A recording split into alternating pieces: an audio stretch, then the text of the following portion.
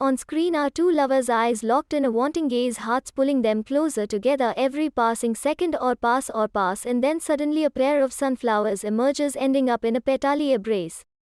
A cozy five-seater car squeakily shakes side to side as palms slam the window. A wooden bed creaks with only two pairs of feet sneaking out from under the bed sheet, and finally a room door closes, accompanied by passionate oohs and ahs. Ladies and gentlemen, this is how Indian cinema has been getting intimate up till the beginning of the 21st century.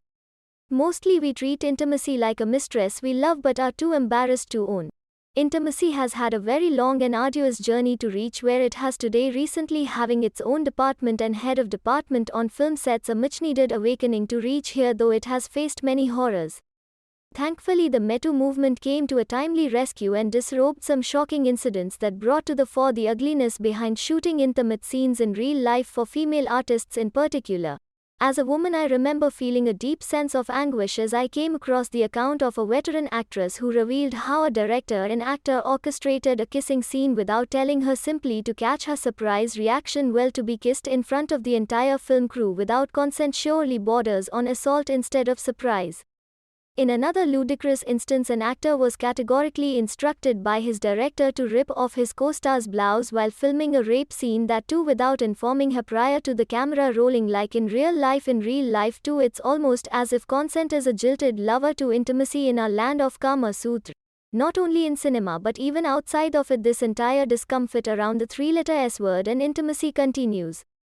Right from the Goop drug adverts that refuse to call out the ailments to doctors sheepishly asking about one's relations with their partner because mouthing sex life will make them choke and gag with shame. The irony is almost amusing, as none of this has any weightage on our population rate.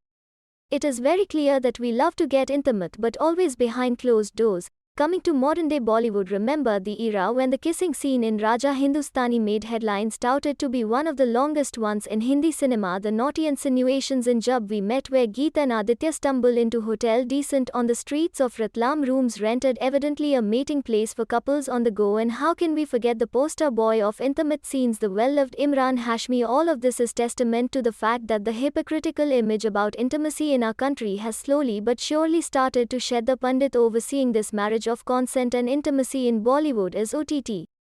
As the urban or so-called progressive audiences are being accepting and welcoming to more raw and bold storytelling, the demand for this certain kind of content has seen a rise in the aftermath of Me Too has ensured that they are handmade relatively carefully. However, this has its own flip side. Simply because sometimes OTT is also seen catering to the deprivation of sexual intimacy in the mainstream public domain. A lot of content leans towards voyeuristic, playing on the shock value of titillating the audiences is the end goal.